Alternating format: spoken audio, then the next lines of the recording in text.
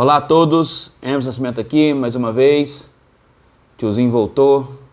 Hoje eu vou falar, pela primeira vez eu vou fazer um segundo vídeo falando do mesmo assunto, então vamos lá.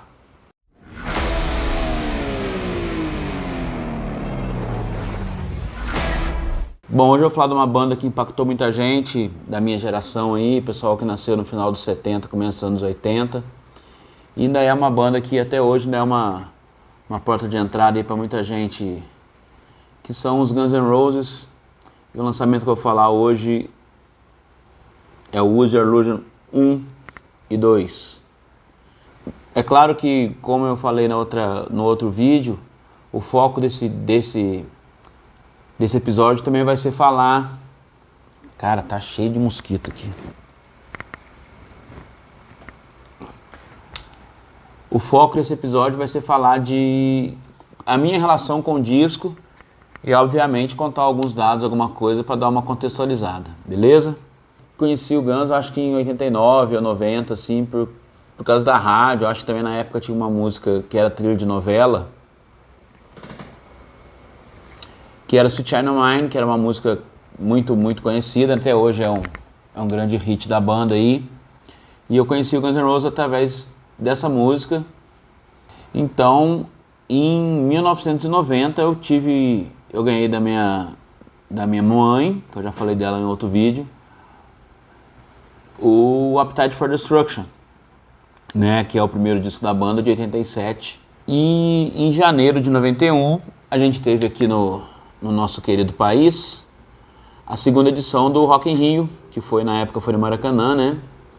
E o Guns N' Roses tocou em duas datas. E naquele show eles mostraram algumas músicas novas. E em junho saiu o primeiro single do que seria, né? Pelo menos o primeiro single que a gente teve acesso aqui no Brasil, que foi o clipe de You Could Be Mine, né? Que fez parte da trilha sonora do filme O Exterminador do Futuro 2, com o nosso querido governador aí, Arnold Schwarzenegger. E até que no dia 17 de setembro de 91 o disco foi lançado. E foi, eu acho que a primeira vez, pelo menos que eu já acompanhava, que antes as coisas aqui no Brasil, os lançamentos não eram simultâneos com os lançamentos lá na gringa, né? Então esse Use Your Illusion saiu aqui no lançamento mundial. Então eu ganhei no meu aniversário de 1991, meu aniversário de 14 anos, o Use Your Illusion 1 e 2. Aí beleza, aí começou outro ano, 92, vou contar a história, que é a história mesmo principal. E em junho daquele ano, 92, passou na Bandeirantes o famoso show do Guns N' Roses em Paris. E aquilo repercutiu muito, né? Muita gente da escola viu e tal. E eu já tinha gravado o disco para um amigo meu e ele comentou, sabe com quem? Ah, o Emerson tem os discos, fala com ele lá que talvez ele grave para você. Aí começou o problema. E na época, para quem é mais jovem ou menos velho, para você gravar um disco por uma fita cassete, você tinha que ouvir o disco inteiro para gravar, certo? Então, para gravar os dois discos duplos, eu precisava de uma fita de 90 e uma de 60. Fazia aquelas continhas, não, essa música tem 3 minutos, essa música tem 5 minutos, falta 3 minutos, aí jogava ela para o outro lado da fita. Aquelas coisas que quem já passou aí pelo período paleolítico lembra bem como é que a gente fazia. Só que aquilo ali, bicho, não, aquilo ali foi meu erro, como dizia Herbert Viana, foi aquilo lá. Porque eu gravei para um, aí de um gravei para outro. Resumindo, eu gravei para a sala inteira. Então era tipo o Napster, o Spotify lá da 8ª série, em 1992. Aí eu lembro que chegou uma época que era tanta gente pedindo, falava, ó, escreve o nome na capa da fita e na fita também, porque às vezes para não desencontrar. Aí no final não aguentava mais. Não aguentava um ponto que eu não aguentava mais ouvir o disco, que virou tipo uma obrigação, né? Eu, ao invés de ouvir uma outra coisa que eu queria, eu tinha que ouvir o Guns de novo para gravar para mais uma pessoa. Então, resumindo, eu enchi o saco, não quis mais saber daquilo. Peguei, troquei os discos com um cara e eu fiquei muito tempo sem ouvir. Acho que eu devo ter ficado, sei lá, quase uns 10 anos sem ouvir Guns N' Roses, pegar um disco, alguma coisa pra ouvir. Aí eu fui ouvir de novo, na época que eu tava na faculdade, eu acho, no começo dos anos 2000, que tinha saído aquele Live Era. Eu tenho aqui, peraí. Que na época tinha saído esse disco aqui, o Live Era, e eu lembro que eu fui na casa de alguém da faculdade e tava tocando. Aí foi nessa época que eu despertei meu interesse de novo de voltar a ouvir Guns N' Roses. E eu comprei no finado, afundado, Submarino. Achou que nem ia ter, né? Essa edição aqui, ó. Uma edição do começo dos anos 2000, tá aqui as duas crianças, o 1 e o 2, brincadeira, o 1 e o 2, né? Aí aqui tem uma reprodução do que tinha no disco, né? Que eram duas, que ele era um disco duplo, mas ele não abria. Quem tem o disco, quem já viu, sabe o que eu tô falando. Esse aqui, o 2, que eu achava mais legal, que ele tinha essa caveirona aqui. Vou falar um pouco sobre os discos. Para quem quiser fazer igual o ET Bilu, buscar o conhecimento aí, eu vou falar um pouco, né? Como eu disse, o disco começou a ser gravado em janeiro de 90. E a gente tem o primeiro capítulo da novela Use Your Illusion, que foi a música Civil War, né? Que é a música que abre esse disco aqui, que é a única faixa que tem a presença do baterista original, o Steven Adler. E foi a faixa que fez ele tomar um pé na bunda, porque dizem que ele gastou de 20 a 30 takes, né? 20 a 30 tentativas para poder gravar a parte de bateria nessa música. E isso acabou deixando os caras da banda bem felizes.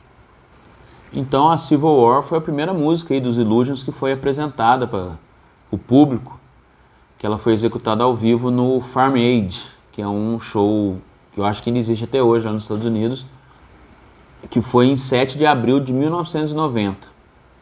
Depois essa música foi fazer parte de uma coletânea também com fins assim beneficentes, que eu não lembro agora, eu vou tentar colocar o nome aqui para vocês. E essa coletânea, ela saiu, vou pegar uma cola aqui. Essa coletânea saiu dia 23 de julho de 1990. E o Steven Adler foi mandado embora do Guns N' Roses dia 11 de julho de 1990. Quer dizer, ele nem, quando a banda saiu, ele já não era mais da banda. E após o Civil War, a segunda música que chegou a ser lançada foi a You Could Be Mine, que eu acabei de falar, que saiu no filme Senhor do Futuro, a primeira que eu escutei, eu acho que muita gente aqui do país também. O projeto inicial do Use Your Illusion 1 e 2 tinha 36 músicas, né? Até que um dia o Axl Rose chegou lá no estúdio, segundo o Matt Sorum, com toda a roupa de show, né? Mas ele chegou lá todo montado e falou para a banda que o projeto era lançar 2 discos duplos. E que eles iam usar todas as músicas que estavam sendo gravadas. E isso aí, a banda ficou bem maluca com essa ideia, mas ele falou, confia em mim, que isso vai fazer o Guns N' Roses subir um degrau e passar a ser uma banda de arena. Foi ousado, mas deu certo, né?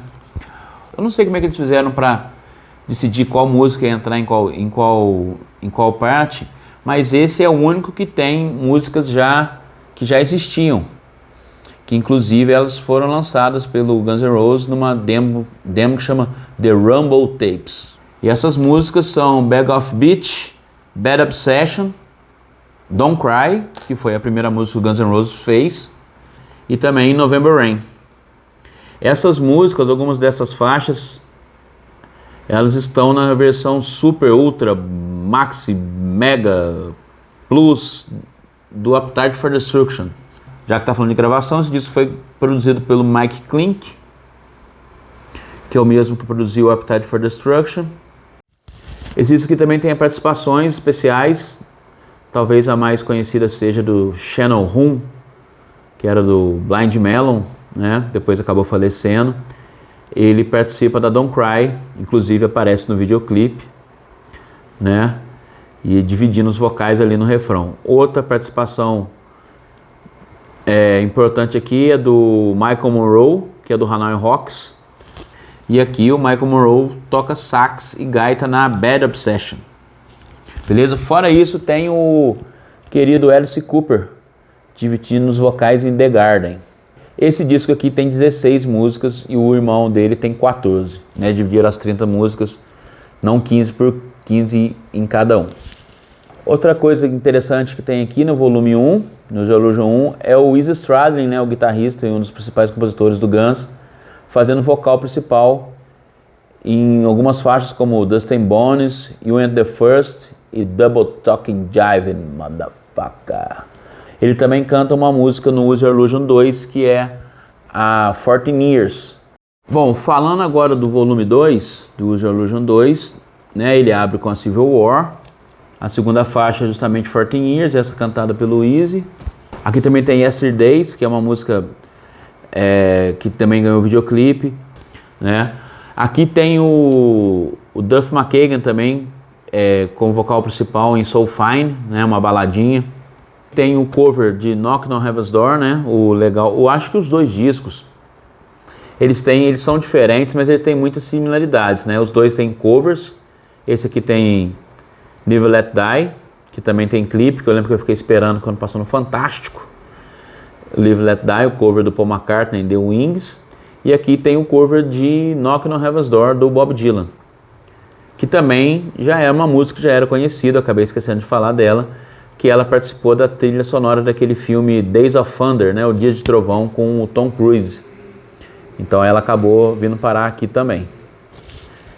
E aqui tem, na época, que eu achei uma das maiores papagaiadas desses dois discos aqui, que é a Don't Cry 2, né, Alternate Lyrics, que é a mesma, só que com outra letra. A tour do Use Your Illusion começou aqui no Brasil, né, porque a tour foi dividida em duas partes. Uma parte antes do lançamento do disco e outra parte depois. Né, uma parte de janeiro de 91 até agosto. Inclusive o último show do Izzy Stradlin no Guns N' Roses foi o último show dessa primeira parte, que foi em 31 de agosto de 91. Né? E quando após o lançamento do disco, eles retomaram a turnê em novembro de 91. E quando a turnê foi retomada, já era com o nosso querido Gilby Clarke fazendo a segunda guitarra, The Man with New Corvette, que ele faz a estreia dele no dia 5 de dezembro de 91. Né? E ele vai até o final da tour. Aí a tour, outra coisa interessante da tour, que a tour começa aqui na América do Sul, né, com os dois shows no Rock in Rio, e ela termina na Argentina em julho de 93. Né, uma turnê extensa. Uma coisa que também que me chamou a atenção nesse famoso show de Paris aí, no hipódromo, é o tamanho da banda, né? Porque eu vi no Rock in Rio, já tinha o tecladista, o Dizzy Reed. No Rock in Rio ainda era com o Izzy Stradlin na guitarra. Mas no show de Paris era tipo uma big band, né? Tinha metais, backing vocals, tinha um segundo tecladista, né? Que é o Ted Zigzag. Não lembro outro sobrenome dele agora. Vou colocar aqui. Já leu? Então. Aí ele era o segundo guitarrista, o segundo tecladista. Me lembrou, quando eu assisti aquilo, aquele show do Pink Floyd, o Delicate Sound of Thunder, que a banda era 4 pessoas, quando veio parece que virou 27 pessoas. Então eu achei meio estranho aquilo. Há uns anos atrás eu adquiria o Use Your Illusion 2 em vinil. Aí já é outra história, né? Esse é um vinil original da época, né? O meu eu nunca mais tive acesso, né? Que aqui forma lá a caveira, né? E eu fiquei, nossa, eu lembro que eu ficava olhando essas fotos aqui. Essa foto também ficou muito famosa, eu lembro que tinha um pôster dela. Aqui tem essa ilustração que eu acho sensacional, vou ter que tampar aqui. Pode me pagar um peitinho aqui. Deu certo. Eu lembro que na época, eu era um adolescente de 14 anos e eu tinha vontade de fazer essa tatu aqui. Quem sabe, né? Um dia eu realizo essa vontade. Beleza? Vale ressaltar que eu só tenho Use Your Illusion 2 em vinil. Se você aí na sua casa tiver um Use Your Illusion 1 parado e quiser fazer uma doação para o Hermes Esperança, é só você entrar em contato aí. Minhas redes sociais estão todos na descrição aí, a gente troca uma ideia, beleza? E para fechar esse vídeo eu vou deixar aqui uma dica de mais 3 discos, que são discos filhotes dos Illusions. O primeiro que eu vou mostrar é esse aqui, que pertenceu à Rádio 95 FM, que é o trampo de estreia do Izzy Stradlin em Juju Hounds, um disco que saiu em 92, né? Aqui o Izzy mostra que, além de ser um grande compositor, ele também se garante nos vocais. É com uma banda de pessoas, de músicos não muito conhecidos. Aqui está ele, o nosso querido Jeff Isabel, o Izzy Stradlin. E esse disco saiu em 92, também saiu pela Geffen, que era a gravadora do Guns N' Roses. E é impressionante como o cara saiu da banda em agosto de 91, e em 92 ele já tinha lançado um outro disco, e o Guns vai lançar outro disco só em 2008, né? Outro disco que eu vou recomendar é esse aqui, ó, o Slash Snake Pit, It's 5 O'Clock Somewhere. É o primeiro trampo solo do Slash. Inclusive muitas composições que estão aqui eram para um futuro álbum do Guns, e o Slash acabou saindo, não participou desse disco. Inclusive isso aqui é um disco que contém basicamente os músicos do Guns N' Roses, né? Tem o Slash, obviamente, tem o Gilby Clarke na segunda guitarra, tem o Matt Sorum na bateria, tem o Dizzy Reed no teclado. E o baixo é o Mike Inez, que era baixista do Ozzy e depois foi ser baixista do Alice in Chains, está na banda até hoje. E o vocal é feito por um cara chamado Eric Dover, né? Esse disco aqui saiu em 95. Recomendo muito, meu disco favorito do Slash, mesmo comparando hoje em dia, que ele tem uma carreira solo mais ativa. E o último é esse aqui do próprio Guns N' Roses, que é o The Spaghetti Incident, que esse disco começou a ser trabalhado durante as gravações do Use Your Illusion, porque a banda ficava lá esperando o Mr. Rose e ele nunca aparecia. Eles começaram a tocar uns covers e muitos deles acabaram aqui nesse disco, né? Que foi puxado aí pelo hit Since I Don't Have You, do Skyliners, acho que é esse o nome da banda, uma banda mais antiga. E aqui tem muitos clássicos do punk, né? The Damned, Dead Boys, tem Misfits, tem T-Rex também, tem Nazareth. Legal, dar um confere também. The Spaghetti Incident, o último disco lançado pelo Guns N' Roses nos anos 90. Então é isso, queria agradecer a todo mundo, ficou aqui até agora assistindo esse velhinho falar aqui. Agradecer a galera que está se inscrevendo no canal aí de forma espontânea. Quem não se inscreveu ainda pode ajudar, que não é... toda ajuda é bem-vinda, né? Você sabe o que isso aqui significa. Tio Dini pedindo like para vocês. E é isso aí. Muito obrigado. Valeu.